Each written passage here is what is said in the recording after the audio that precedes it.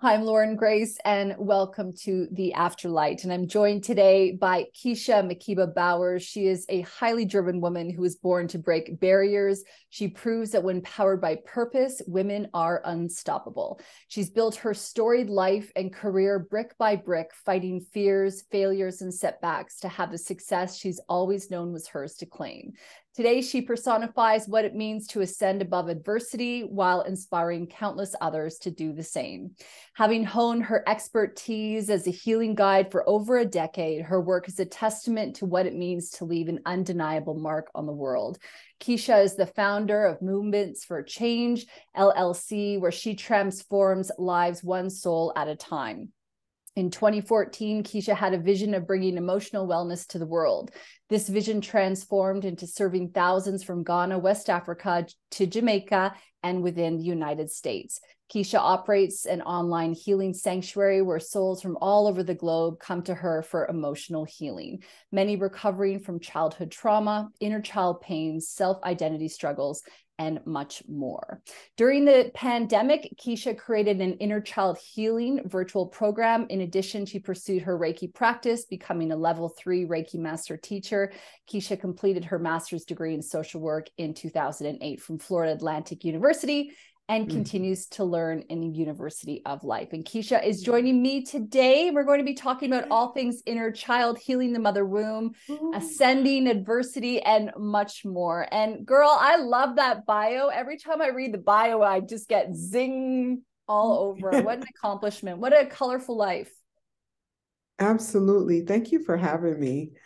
This is exciting, being able to talk about connecting this inner child healing to spirit. And I asked you immediately when you reached out to me, how did you find me? Because it just felt so good. So thank you. It's funny how, sometimes, always spirit guides us when we're ready to be guided, I think. And I feel personally like I've been doing I've been needing to do a lot more inner child work. I think I kind of thought if I did a couple meditations, it was set and forget, and I didn't really need to go back there again without realizing that it's a constant maintenance. So I was so grateful to find you and to connect with your energy as well. So just before we get into the subject of inner child, healing the mother womb and all that, which is going to be a massive conversation, I would love to know a little bit about your storied life. I love how, your bio is so beautifully written about how it was a career built brick by brick, fighting fears and failures and setbacks. And then to have the success that was yours, tell me a bit about that. So I was born to parents who were originally from Jamaica. They had migrated here. And I was born, I grew up in White Plains, New York. And my mom, she was a single mom for all her life. She had 6 children, and when I was 4 years old, my mother left me with my dad. So all of my siblings and we have different fathers, all of us. And so there's 6 of us, and I'm the 4th child. So leaving me with my father at the age of 4, and, my father was a single parent, that's where my mother wound was born, because, the mother wound is the absence of a mother, and whether their emotional absence or their physical absence, but our self-identity is birthed at the birthing table simultaneously, with our mother. We're so connected to this person. So to have that physical absence at such a small age was impactful. And I struggled for a long time. After that experience of being with my dad, I ended up going back to my mother when I got a little older, and she had 2 other children after me. And she was always working. She had 3 jobs. I had to, I became highly parentified. I had to take care of my siblings. There was some sexual trauma. And through that experience, I learned to mask all of my pain. I didn't know that I was in pain. I thought all of this was normal. I thought this was just life, and that this was just my life, and this is how it was. And I masked my pain with perfectionism and with this idea that all I had to do was meet societal norms. But in that process of meeting societal norms, I kept losing pieces of myself. Thankfully, we never lose our core. That's our spirit. And thankfully, that was always there. But all of the other accents. You know, like how we wear accessories, lipstick, earrings, bracelets. I was just losing my accessories along the way through codependent relationships. I had an abusive boyfriend at one point. I mean, physically abusive. And I was young and in college. I pursued I learned how to settle. I was one of those individuals who I had a 9 to 5. I was the best employee ever, but I never showed up authentically. I never thought that what I had to say was valuable. I never thought that people even cared about me or thought that, so I pretended the way I showed up, you wouldn't know that. My masked reality was like this overconfident, overly, it was not my authentic, like Gary Zukov talks in The Seat of the Soul about that authentic power. I didn't know how to connect with my authentic power. I didn't think there was anything powerful about me. I was a dancer. I've been dancing my entire life. And I used that identity as being a professional. I did African Caribbean. I was a part of a well-known dance company for much of my early adulthood, like from 21 all the way up until 39, 40, right? And during that season of my life of being in the dance company, I thought all I had to do was be the best dancer. Everything that I got involved in, I knew if I could just figure out how to be the best, then everyone would love me. And imagine living a life like that. Yeah. Well, I think then people do that and they don't even realize that they're doing it, right? It's kind of like you're going through almost like a robotic thing.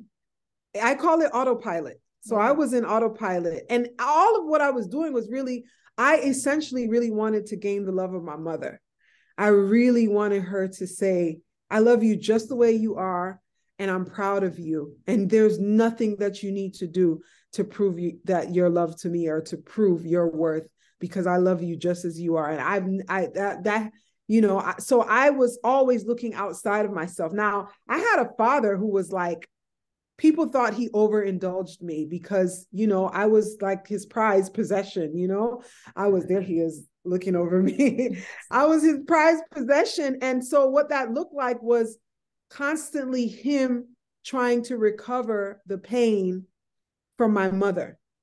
So he knew, remember, she left me with him when I was 4. So he knew whatever was going on with her. He knew that me being the only daughter of 6, I was her only daughter. I'm her only daughter. Mm-hmm. So my father constantly, so his sense of trying to recover my pain was like kind of him. People always thought, oh, your father over loves you. He spoils you. That's what it looked like. That was the perception. But what he really was trying to do was really put me back to pieces in so many ways. And then in 2014, the inevitable happened and my father passed away. And that's faced to deal with your own stuff on your own. Ooh, come on and speak the truth. Loves, my God. Speak the truth. Tell the whole truth. I didn't know. The person that he knew that I was, I never knew her. This woman today, he knew who this was. I didn't know her. Wow. So many things I want to go off of here. Like, number one, I do want to say that I actually was calling it the mother wound instead of the mother womb instead of the mother wound, which is, I feel like in a way, there's maybe something there that we can jam on in a little bit, because, there's definitely a healing to go on with that. So, but one of the things I want to talk about for you is like, wow, you're so self-aware, and the fact that you're able to look at all these different facets of yourself that make up who you are. I guess I'm just kind of wondering, how do people have that awakening or that shift in their perception? When you're telling your story, it sounds to me like you actually seem to be killing it in a way. Like you were doing fine. You had a great career, outwardly. I mean, I know you were dealing with relationship challenges and stuff, but I think that in a way, you just sound like you're very competent and going through the motions. When did you know something wasn't right, or you weren't? I knew something wasn't right when I realized that I was running away from myself. Right. I was constantly distracted. I always had to be on my phone. I was always trying to help someone else with their life. I never wanted to face my own stuff. Yeah. I never wanted to. Now, I had patterns of friendships that definitely reflected to me that there was something internal that I needed to take care of. And notice I don't use the language fix because we're not broken. Yeah. But there was something that was calling my attention and I didn't want to give it my attention. But I had friendships that ended abruptly or that, didn't have closure, or there was something going on. And this is what I teach in my program, that we have to learn to identify how our trauma has shaped our character. We have to learn to connect with how our trauma shapes our character. But when we're operating from the place of feeling as though we're the victim, then everyone else is doing something bad to us and we can't see ourselves fully. I was not the observer. I was always immersed in my pain. Yeah. I did not have the ability to witness everything because I was so caught up in being this victim. Yeah. But like I said, when my father passed away and I was left alone, like with myself, because I didn't have him to recover me anymore, because he was the one who, if I called him and I said, oh my God, someone at work was mean to me, and he would say, that's a horrible person. Yeah, instead of I've attracted this mean comment, or I'm taking it personally, or I'm being the victim, or he never held me accountable. He Right. never held me accountable. He would never hold me accountable. He would say, that person is horrible and you need to stay away from them. Yeah.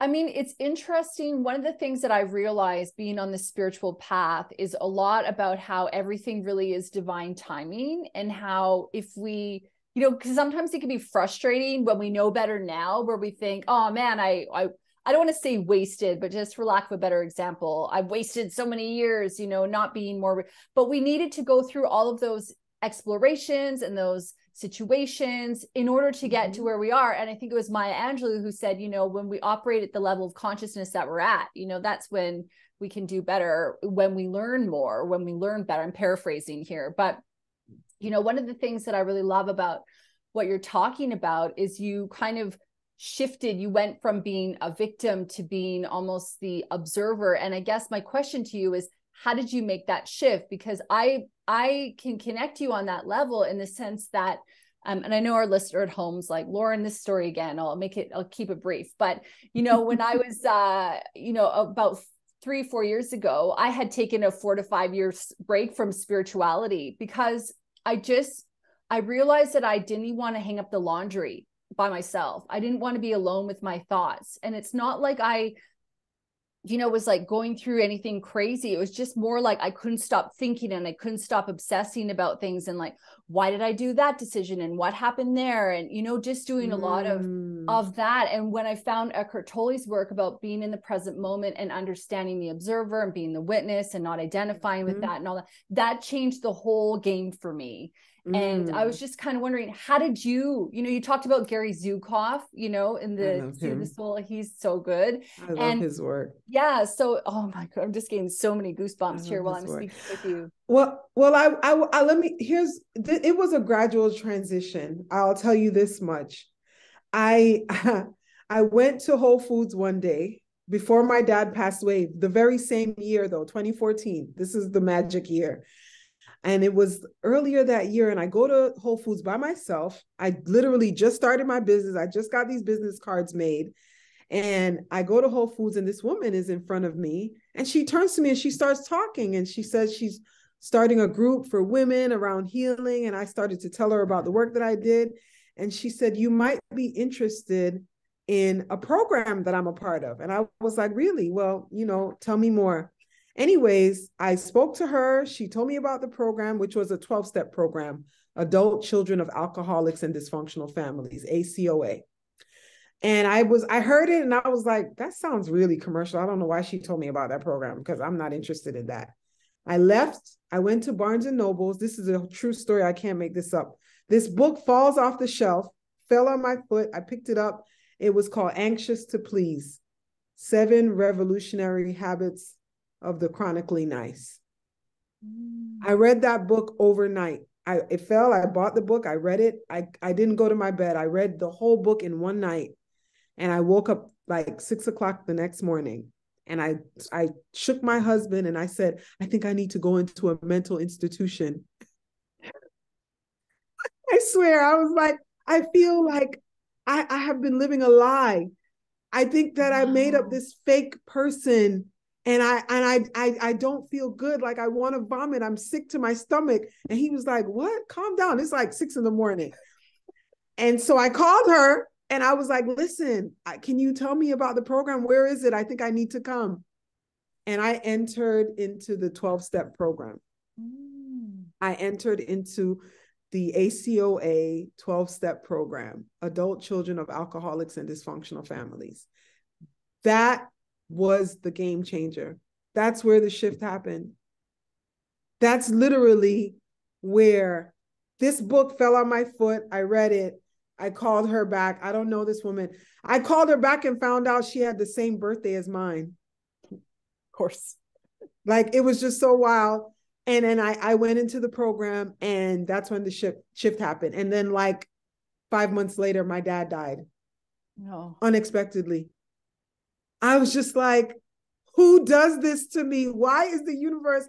But it's like, you get what you need when you need it, however you need it. And we never get more than we can handle. And we never get more than we can handle. It was obvious that I needed to go through this rapid shift because this major life change was about to happen. Right. I didn't know. I couldn't have calculated it. Yeah. And so that the shift happened in me acknowledging, because we can't create change. We can't heal what we're not willing to see. Yeah. So my shift happened when I was able to see clearly that I had created an entire lie that I was willing to live by, and that it was time for me to dismantle it and walk into my truth. Now, my life after that awareness is totally different. The life that I was living in my lie, like you said, I was a director of programs. I have a master's degree. I like you said, to someone on the outside, I had all my check marks. Yeah. Right. Yeah. But I was suffering. I was suffering inside. Right. Then when I decided to walk into my truth, what that truth looked like was saying no. Instead of creating this image that the relationship with my mother was a healthy one, while I was being abused still as an adult, I was able to go no contact with this person and say, this doesn't feel good. This is killing me. I can't have her in my life. She's not good for me. Instead of doing the things that I thought, because a lot of my life was operating from a place of over obligation and hyper independence. Interesting. So shifting to hosting tours to Africa, being a transformative healer, and like this life that I created is it's extremely different from the life that I was living. You know what, when you're talking, I mean, so many things have come to mind. I mean, number one, how brave, to step up and go, you know what, I'm going to acknowledge all this shadow stuff and I'm going to, work through it. And, like there's a certain, I would think, a level of awareness, a higher self within yourself that just kind of almost maybe took over, because I would imagine that for many people, they would look at that. If they had any kind of planning, they would think it was too hard. It sounds to me like you were really being done. I love the idea when Wayne Dyer talks about how, we think we're doing everything, but we're actually being done by God, or insert whatever word. Yeah. It's so powerful. And it's like, when you're going with the flow of life will chuck that book at your feet. And when you're ready to be served, or ready to serve, and ready to, to get the work done that you came here to do, then Spirit is going to guide you and show you the way. And like, when you're talking, one of the things that comes to mind for me is that I think that people innately believe that they are meant to suffer, or that joy is not actually for them. And that this life of happiness and joy and bliss and ease and grace and abundance and prosperity and perfect health and all that stuff is just a fantasy.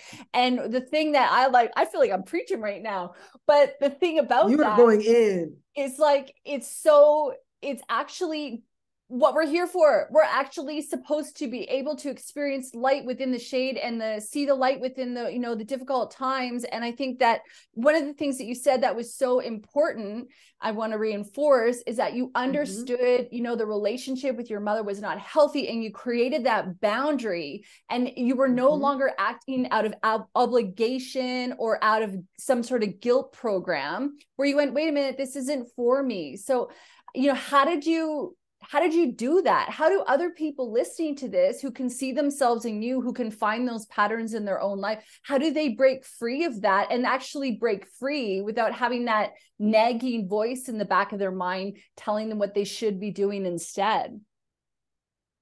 You know what? And I when you say guilt, because I always say, in order to have guilt throwers, you have to have guilt catchers. And my family culture, that's what it was about. It was about guilt throwing and guilt catching. And so it was guilt and shame that had me in that cycle of this over obligation. I had to do and I had to be. Yeah. But you have to get to the place where it's either you or them. Literally, you have to be at the place where it's like a matter of life or death. Literally, if you don't see it in that manner, then, because what I teach in my work is you have to be willing to take radical, intentional action. Radical, and I love, Lauren, that you identified, when you're driving and you're about to miss your turn and you make that hard right to catch your turn. Yeah. That's literally what you have to do with your life. You literally have to make that hard right turn that's going to make everybody think you've lost your mind. When I mean, because you see what's on the other side. They can't see it. That's why it's called the calling. It's your call. Yeah. Nobody else is getting the phone call. You're getting the call. Yeah. Right? So you have to think, I didn't know that my dad died in 2014. I had my awakening, like I told you, a few months, went to this program. I didn't know that come 2017, I was going to go to Africa. Then 2018, I was going to go back and buy land. Then 2019, I was hosting tours. All of that was born as a result of my radical, intentional action. Yeah. Yeah. So you have to see your calling as a greater, more impactful, powerhouse than everyone else and every situation and everything else that has been weighing you down, because what it's doing is sucking the life out of you. Yeah. Yeah. And what's coming to mind for me here? It's kind of like, when people just get tired, they get fed up, and then they go, I'm fed up. I want a different life. And sometimes some people, it's a real, slap in the face where they have that. Other people, it's a gradual thing. It's all different. But one of the things that I love about when you were talking that came to mind was that, when you're operating, you're following your own calling, like you said, that's so deep within your own soul that you no longer need the permission or approval of other people. And it's so, I feel like, I know, right? And it's so important to make sure that as you move forward, that you are surrounding yourself by people who create and hold space for you to be that and realize who you are within their presence. And if you can't, then you can't. That's really. The next step. So the first one, you got to take radical, intentional action, but you also have to adapt a certain level of a spiritual safety net or some kind of communal. You're going to need a sense of I feel supported in this process. Yeah. When you do decide to take this kind of action, because it's going to be hard. I'm just going to be honest. And what it looked like for me was deciding that I had to go no contact with my mother meant her family was mad. People were judging me. People thought I was being a bad daughter. Yeah. People thought, how could you? Your mother worked so hard. She always had 3 jobs. She always did this and that. I was clear at that stage that these people didn't see what my suffering, that they didn't see what was happening behind the scenes, that I no longer needed to explain to them, oh my God, but she just called me a bitch. You guys didn't hear that. I lost the need to have that fight and prove anything. to anyone. justify your own action. When I work with clients, sometimes one of the things that I notice they do is like they intuitively know whether something is good for them or not. But one of the challenges that comes up is that they feel the need to justify, as opposed to saying, it just isn't right for me. End of story. They have to go because, and then all of a sudden they get sucked back into the vortex of that. Oh, yes. You get sucked right back in. I had gotten sucked in repeatedly. Like the way I got sucked in, I remember my husband looked at me one day and he says, if you don't stop, I'm going to leave you.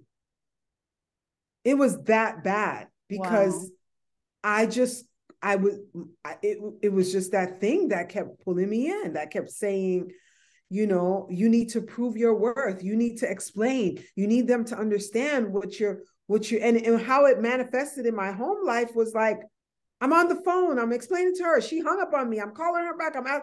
It was always like a bad love relationship, like a toxic boyfriend, or, you know, it was that thing. And so when I realized that my calling was begging for me to give it my attention, and that I would suffer if I didn't stop, it was enough for me to say. And then my father was no longer here as a buffer. Because, you know, when this was happening, when he was in the living, like in the physical body, I would call him, tell him what she said. He would call her, tell her to leave me alone. He would tell me, that's my mom, just calm down. A few weeks would pass. And then I would go, I can tell you what the cycle looked like. When he was out of the picture, he was no longer there to assuage the situation and make it better, make me feel better, and, you know, confront her for me. I had to stand up for myself. Yeah. And one of the things that I wrote down when you were speaking was habits and patterns. And I think that, you know, we physically act them out, but I think a big part of it as well is that we have these conditioned neural nets in our brains that are trying to recreate similar things over and over and over again. Right. Yeah. And so, you know, it's really about undoing that. You know, one of the things that that I say to myself is, you know, it's just it's an old mental position, or it's just it's a reoccurring habit or something like that, you know, that it's an old construct. It's not actually who I am, but it's almost, you know, when you're looking at breaking those, you know, those constructs down, those neural nets down, and creating new ones, there sometimes is that residual energy or that residual sort of pattern that sort of still sits there. So, you know, for you, was it kind of, once you made the decision to, you know, leave that or cut the relationship off, did you then kind of have to practice that decision, or did you go back, or where are you guys at now? I had to practice it. It actually, and I call it in my work a warrior practice. So you know, the way of the warrior is you're practicing because you're preparing for something, right? Right. You don't know when and how or what's going to happen, but you got to develop a mindset that is about discipline and self-control and connecting with your emotions. I have a child. My son is on the spectrum and he's intellectually gifted. So he plays chess. And it wasn't until he started to play chess that I started to understand like this type of mind control, and about like the mindset of winning, that sometimes you have to wait it out. Sometimes you have to wait, right? Yeah. And so this experience with this relationship and my mother and the abusive relationship, it took a minute. I had to develop a practice. I had to develop like, you know, particular affirmations. I had to, I remember the thought of confronting her about something, how I would feel sick to my stomach. And I had to literally talk to my body and tell my body that it is safe. I had to develop different practices around safety and say, you know, you have the power to reparent yourself. You have the power to be your own mother. Like, you are taking care of you. How beautiful is this? You're making it known how valuable you are and how you value yourself, right? And so it took so many instances of me like being no contact to being limited contact to trying to let her back in, to my oldest child going to college and me feeling bad and thinking, well, let me invite her over for dinner before we send our daughter off to college. Or, you know, I've been through different stages. Yeah. I went through different stages. And so now where I am is total no contact. Total what I discovered in the different stages of this process is essentially those of us who are in this level of recovery, we don't like peace. We like chaos. There's a part of us that is so conditioned to be attracted to the chaos that when we have too much peace, we sought out something that's a little chaotic. Yeah. And so when I realized that was what was happening, I said, oh no, I have to want peace. I need peace in my life. No. So how do you do that? I just, how do you want peace? How do you, like, I know you want peace, but how do you, because a lot of the times it's these thoughts that we have that we can't stop. I think it's a lot about, pretty much it's all thoughts, really. I'm trying to think. It really is. Yeah. It's your thoughts result in your feelings, and your feelings result in your actions. Yeah. Everything we do started out with a thought that brought us into a feelings, and our feelings and our emotions are not the same. Your emotions are your energy in motion. You can feel anxious and have the emotion of joy too. Right? Yeah. So we need to learn to differentiate, because a lot of times we'll have a feeling and we want to act on it and be impulsive because it's about control and power. But what if we just allow the feeling to come up and let it pass by? So here I am in the state of no contact for our listeners. And this thought shows up that I'm a bad daughter and that my mother's getting older and she's going to die one day and I need to pick up the phone and call her. The feeling that is evoked from that might be anxiety. Yeah. It might be some shame. It might be despair. It might be, and then the action that might lead is me feeling like I got to drive to her house, or because she lives in my city, or I have to, so in the moment of having the thought, I have to redirect that thought immediately. You literally have to catch the thought in its inception. Yeah. You can't let it fester, because if you do, we're going to talk about like overeating. We're going to talk about gossip. We're going to talk about needing a filler, whatever that is, to replace whatever we think we're missing out on. So I then had to create different thought patterns that I like. I have a board in my room, a bulletin board, like a little, in my bedroom, like right beside my bed.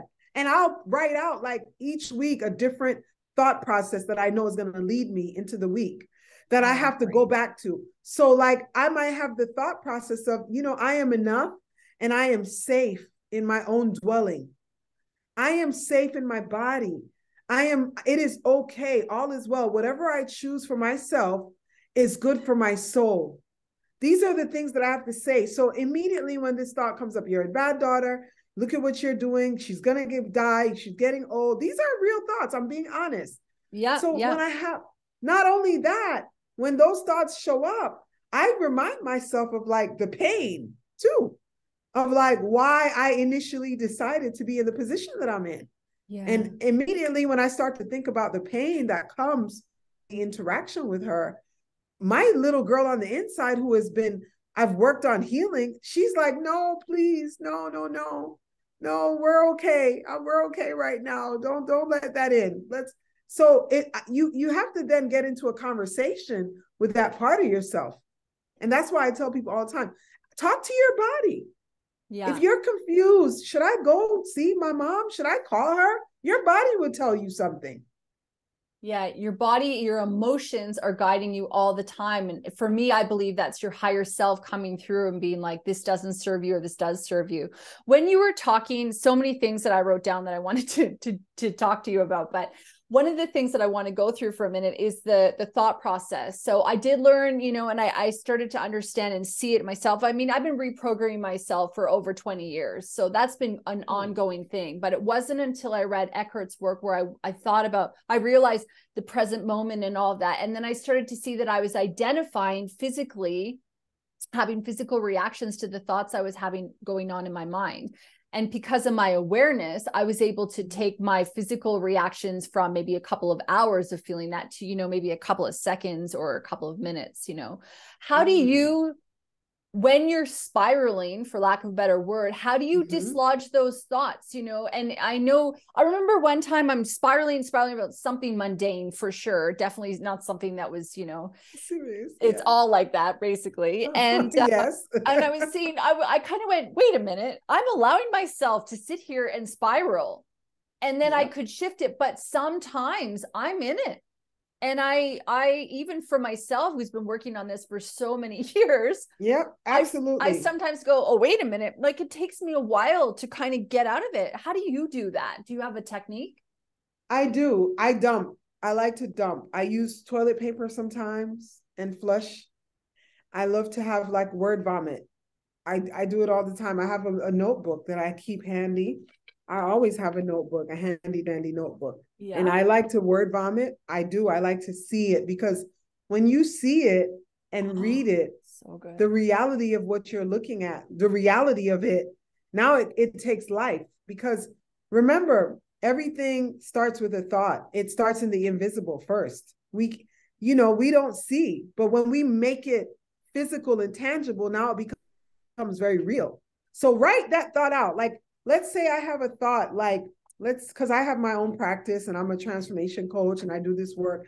And let's say I have a thought that I'm a failure because I didn't see 10 clients this week, right?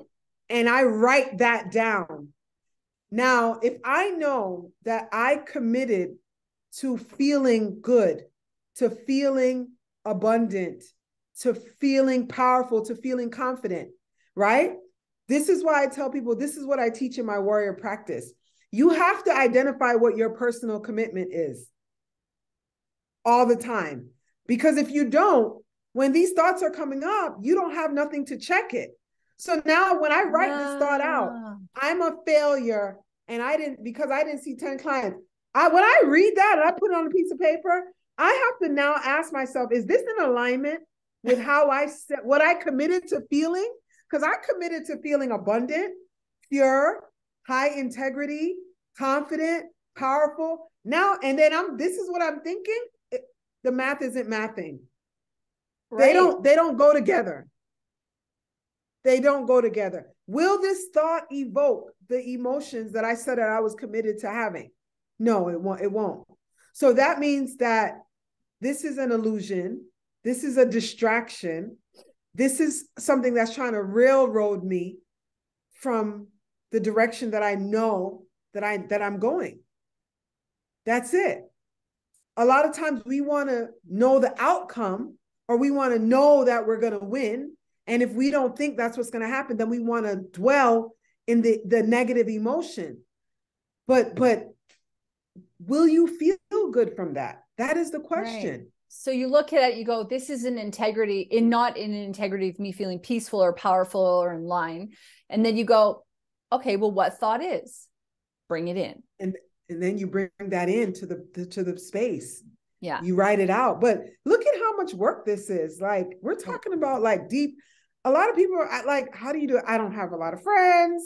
I'm very like, you gotta be like, this is real work. Yeah, but I loved your vulnerability earlier when you were talking about how when you made the decision, to end the relationship with your mother, that it took a while to still do that. And I think there's a really big, important lesson for our listener at home to remember, which is that you take steps, and it's about taking these micro steps into the direction of who you want to be and where you want to go. And, it's about being kind to yourself when you maybe slip or get off course. And it's about understanding that we're on a journey here. We're figuring it out, right? We are. We're figuring it out. You take the micro steps. It'll lead to this big, big place that you're going to be. And I honestly feel like we carry so much emotional clutter. I do this visualization in my work where I visualize, my client with a flashlight moving through their body. And what if you had a flashlight moving through your body, what would it find? Wow. What would it see? What's in there? What are you holding on to? Yeah. Because if you're holding on to something, the real thing that you're supposed to be attracting, because essentially we're abundance. We are abundant beings. We effortlessly breathe every day. If that's not abundant, then I don't know what is. right? We have a whole breath that gives us life. That means that whatever we need, it comes to us easily. Mm-hmm. Okay? So just operating from that reality says that we're supposed to be experiencing pure bliss. Yeah. But then we've got all this programming that tells us otherwise. And that's where I want to head now into the conversation of the inner child, because I think it's really important that, at least for me, you're talking about the flashlight, right? Bringing the flashlight.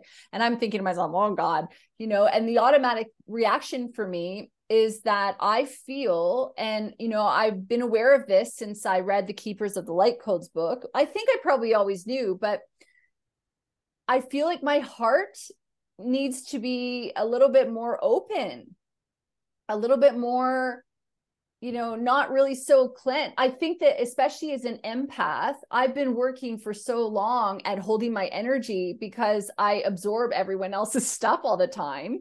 And I think in a way it sort of closes me off to the abundance and feeling all that joy and stuff, which obviously I have a happy life. I'm really happy. I'm not trying to say that, but I just mean that I know that my heart is the gate to everything.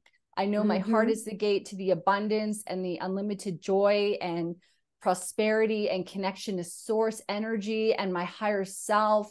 And I feel like sometimes, my heart is just wants to protect itself and wants to be on guard. And I guess, one of the reasons why I wanted to talk to you about the inner child was because I feel in a way, and I'd love to know your thoughts on this, that the inner child is hidden within the heart space.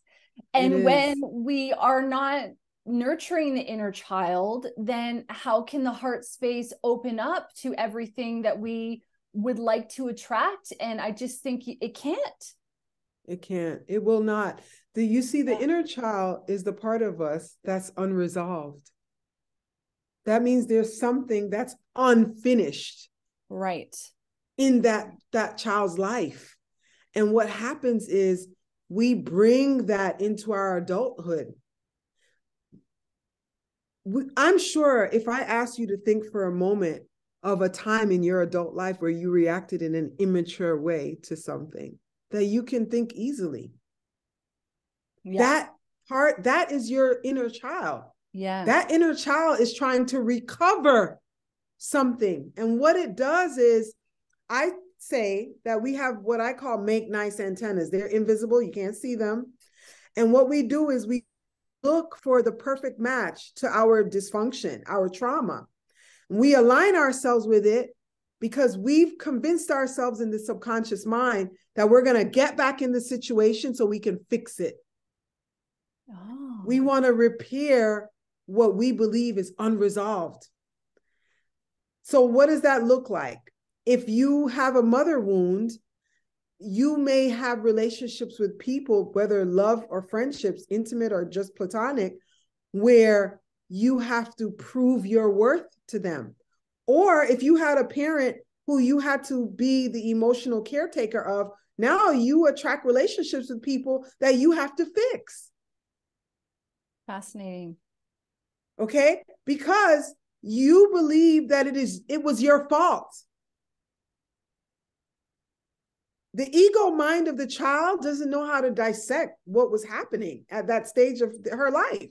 Yeah. So now she believes, well, oh my God, what did I do wrong? I need to get this right. Yeah. Yeah. I almost think it's funny. It's not funny, but it's almost like, oh yeah, because I'm really tough on myself. I'm a high achiever and, I always like working really hard and stuff like that. And I think that, I think sometimes when I'm thinking about my inner child, I'm thinking, man, like sometimes she just wants to lay her hair down and have fun and like chill out a little bit. She doesn't want to always have to be constantly, achieving something. But where did she learn that if she's not achieving, then something is wrong? Right. That means that your redemption is in ease and rest. Yeah. Yeah. That's where your joy really is. Yeah. I think there's a lot of entrepreneurs that listen to this podcast as well. And I'm sure there's a lot of them feeling like, oh, dang, I can totally relate to that. Because especially when you're an entrepreneur and a spiritual, you're on the spiritual path. What I see in a lot of the listeners that, listen to the podcast is that they're working hard. They're wanting to be the best that they can. They're running businesses. They've got families. They're, and when you were talking earlier about, putting yourself first, I don't think you said exactly like that. I wrote down self-care. And I just think that, do you think that the self-care or the neglecting of self-care is a big part about the neglecting of the inner child as well? Absolutely. Well, you said something key. A lot of us came from punitive environments and we are still punishing ourselves. A lot of us believe that we should be suffering. If you grew up in an environment where there was a lot of guilt throwing, subconsciously, you believe that you are bad. Guilt is, I am bad. Shame is, I did something bad. I am wrong. I did something wrong. Right? So this is why core beliefs are very important.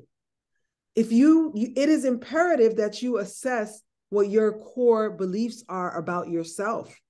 Yeah. And identifying where those core beliefs came from. If those core beliefs come from a place of a trauma narrative, you need to dismantle them. They need to be broken down.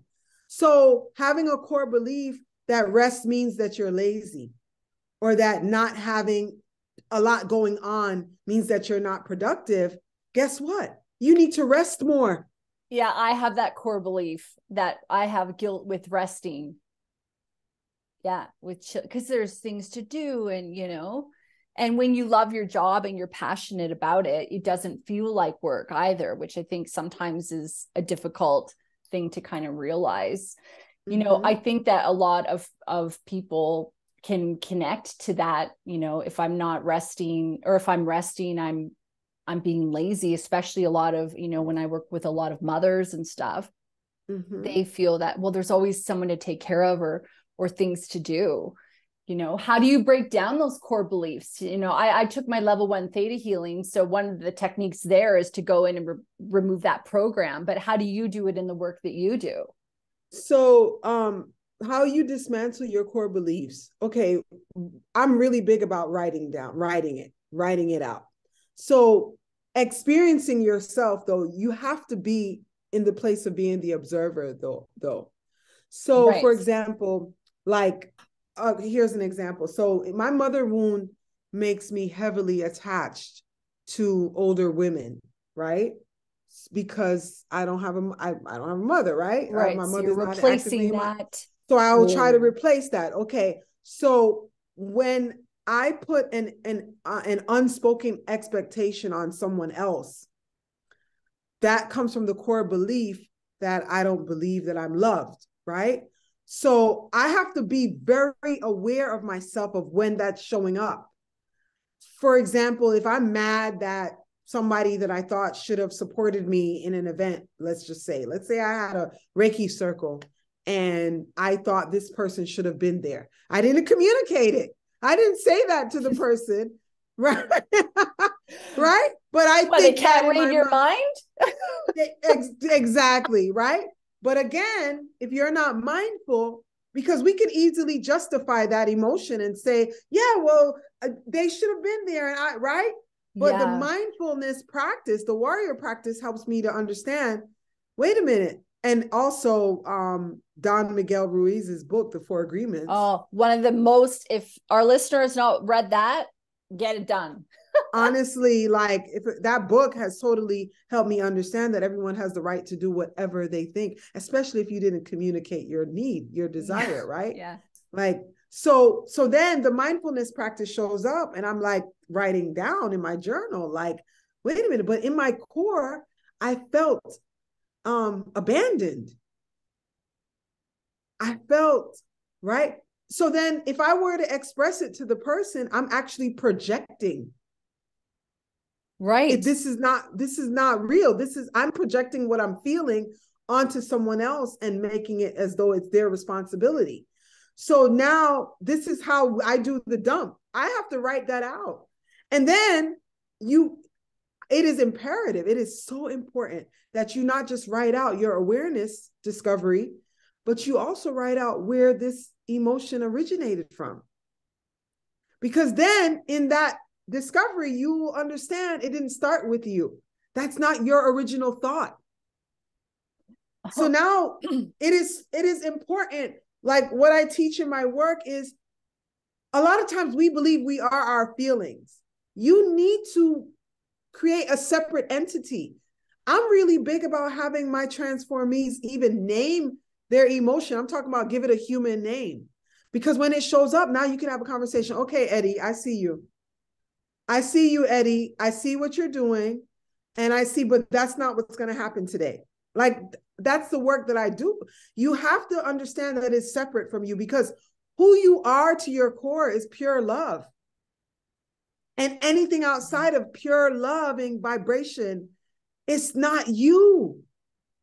Yeah, that actually makes me feel emotional when you say it like that, because you're so, yeah, it's like this imposter is there, existing, the pain body, or, Eddie, or whatever, however you want to explain it. Yeah, but whatever name, Susie, Eddie, John, I just say, give it a name. Yeah, but it's not your authentic, because we are love. Exactly. And and it's so challenging sometimes. I shouldn't say that, because I don't want to create that for myself or anyone listening, but it can be, a task to see that within yourself, and to identify that. One of the things that you said that's so important that I really want to reinforce is that you're talking about, oh, wait a minute, that original thought did not start with me. We believe we are our thoughts, or that our thoughts are real. Whereas if I was telling you some crazy story and telling you did something, and you're like, I wasn't even in the country. That's just so crazy. Would not even compute. And yet I could tell you something just as crazy about yourself that you may believe. Well, that's absolutely kind of a vague example, but it's just going to show that we think that we have to believe everything that we think, and we don't, but we have to unlearn it also when we notice that it's there. We do. But we as humans, we tend to believe our thoughts. We think that, and honestly, that's the ego. Yeah. That's the ego. The ego wants us attached. That's why we suffer. And like in Buddhism, they say it says suffering is a choice. Yeah. We don't have to suffer. We put ourselves through that suffering because we're weighed down by these thought processes that are really like 3D. They're not, they like really belong to this 3-dimensional plane. It's not, it's really not who we are. When you were talking about writing things down, one of the things that I thought about was that actually when you write things down, it frees you of it. And it does. I started doing automatic writing recently, when I started my mediumship and stuff, but it's not something I really do. I do my gratitude every day and that kind of thing, but journaling is just not something that I really do. I think it's because I have a difficult time writing, because I'm a fast typer. And so the actual writing process is difficult for me, but I can see there's so much value in it. I feel like I've been missing an important opportunity. Yeah, and I was taking a class with a diviner the other day, and she was talking about using blue ink and the power of the color blue, and allowing the vibration of the pen to flow through your body, through the color. And that was profound. I was like, what? Well, blue is the color of the throat chakra, which is a communication center. Communication. She mentioned that in her class too. Yeah. This was really good being with her in that. I was like, wow, that's deep, because I'm into the writing. But I also have done, I'm a dreamer. My mediumship comes to me through my dreams. I have a vision almost every night. Wow. So I have a dream journal. So that's why I actually invested in a journal, and I don't remember the author, but it's so amazing.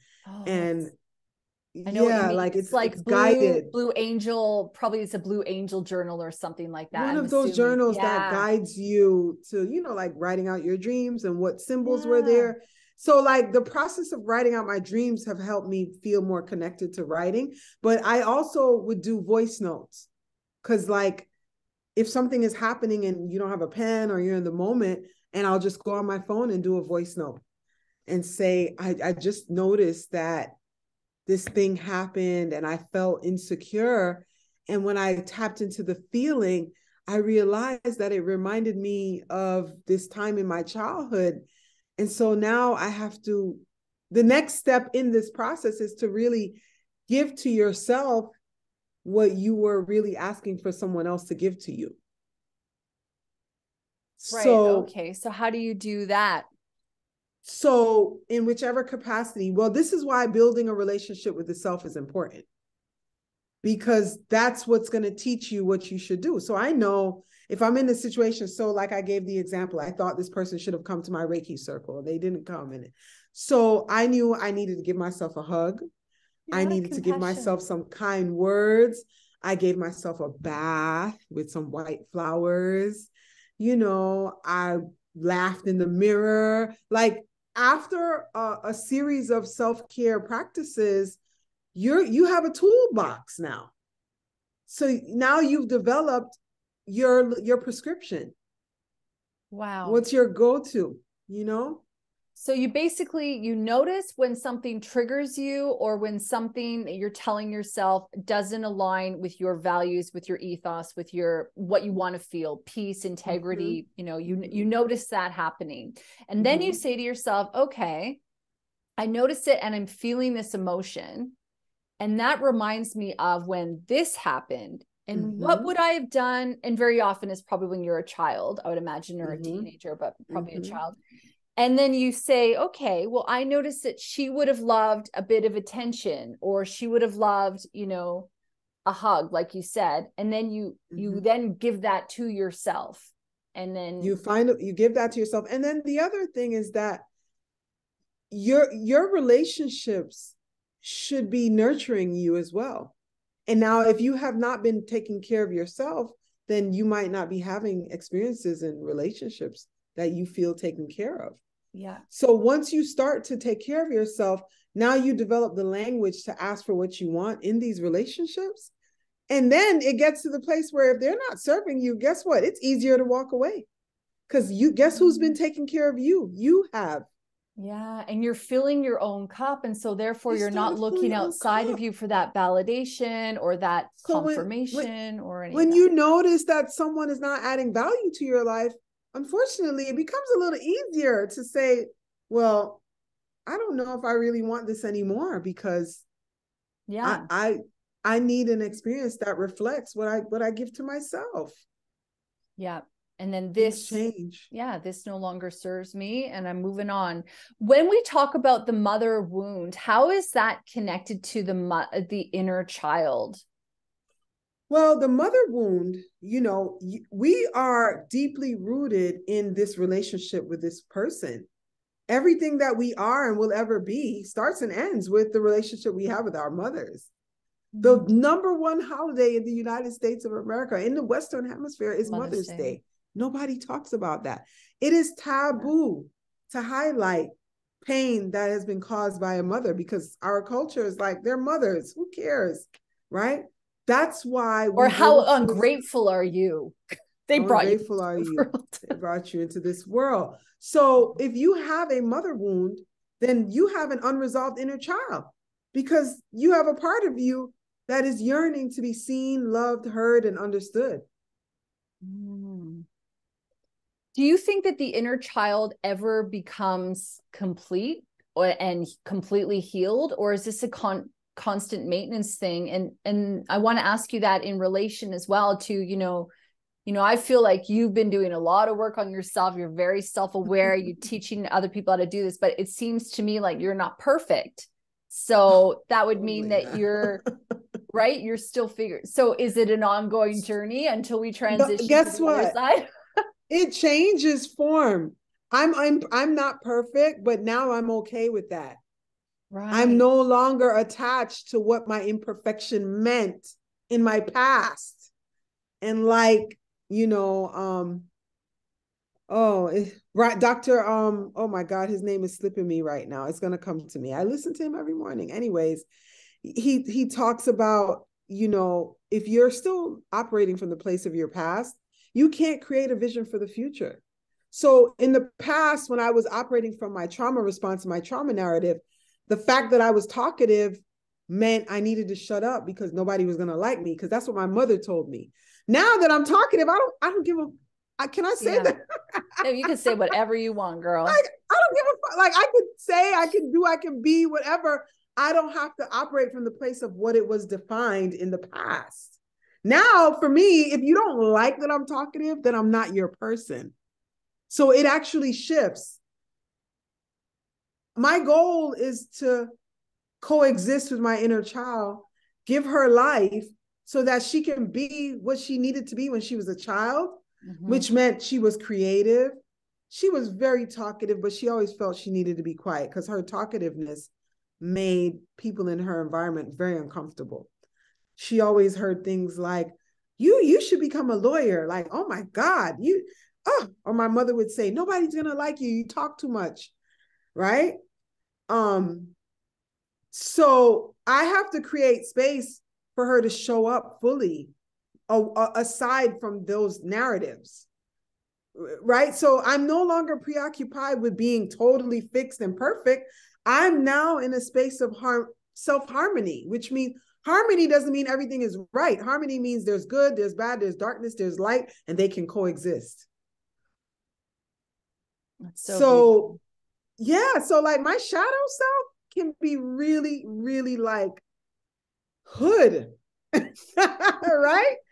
And I'm okay with that. Like, yeah, because you're in alignment with who you are and you're not having to justify, or it's almost like you're not having to watch your behavior. You can just be who you are. Yeah, I don't have to.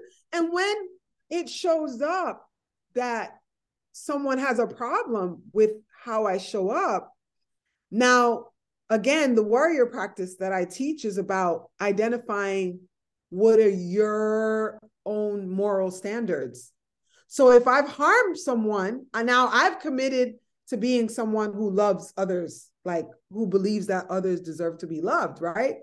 So now if I've harmed someone and someone says, well, the other day you did this and I'm going to be like, oh my goodness, I apologize. Like, I didn't even know that I did that. And, if I did, I apologize about that, because that's like, wasn't my intention. That wasn't my intention. I was, so like in the past, the trauma narrative would have had me defensive and like, I didn't do that, or, because that's what it looked like. So you really have to see where you're coming from in order to create. Dr. Joe Dispenza, by the way, is who I wrote it down. I was going to say to you, this is who you mean. Yeah, Dr. Joe Dispenza. Yeah. Love his work. So like, you have to know who you were or who you are in order to create who you're going to be. Yeah. But oh, sorry, go ahead. I was going to say, I teach the women, well, I work mostly with women, that they have the power to create themselves. You can write yourself out. It's that easy. Yeah, but when you were talking, what I learned from you, well, it was a lot, but you are showing kindness and compassion to yourself instead of berating yourself. You're going, oh, my bad, I didn't mean to do that. And then whereas, maybe in the past, you might have berated yourself for a long time about that. Weeks on end. Yeah. Oh my God, I can't believe it. Would have been about something simple like sending a text with a bunch of typos. 3 days later, still that would have been me. That was Keisha's mode of operation. That was where I had operated from. And now I give her grace. I remind her that she's human. I'm like, what's the worst that could happen? They're gonna say you turned it in late, or you came, okay, and what? Like, whose standards are you living by? Yeah. Like, are you being true to your own moral standards? Are you operating from a place of integrity? And if you are, like, I remember having someone, an elder, a woman too, who I really looked up to, and I remember she, she said to me, "Oh, you're just always interrupting." And then I heard her and I thought to myself, because you have to know when it's about them and not you. Right. Because it's not always about you, because that's ego as well. And that's why when we talk about the ego, we're talking about the inner child. Think about children. Children are all about ego narrative. Right. They don't have, the brain is not even fully developed to not operate out of the ego. Children think if you take a lollipop from a child, what's going to happen? They're going to get mad. That's their lollipop. That's theirs. It's mine, me, right? So I had to get to that place of like, it's not always about you, Keachia. That could be this other person's stuff showing up. You could be triggering something in them. Yeah. And so you really have to connect with yourself, know yourself, and believe that you're good, that you're goodness, so that when little things are popping up, you don't just internalize it all the time. Yeah.